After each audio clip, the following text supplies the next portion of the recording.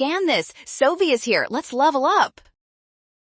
Nitrogen oxide resonance structures can be tricky, but we will find the most stable one fast by checking formal charges and electronegativity rules. Let's solve this now.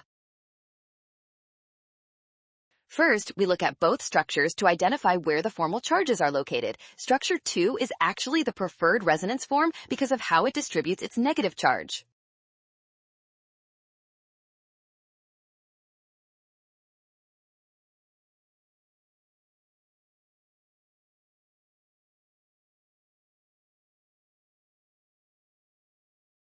Structure 2 assigns the -1 charge to oxygen while structure 1 puts it on nitrogen. Therefore, structure 2 is better, making option D our final winner. You got this! Well done! Scan the code. You can learn better with Sovi. Avoid a rush and watch signs.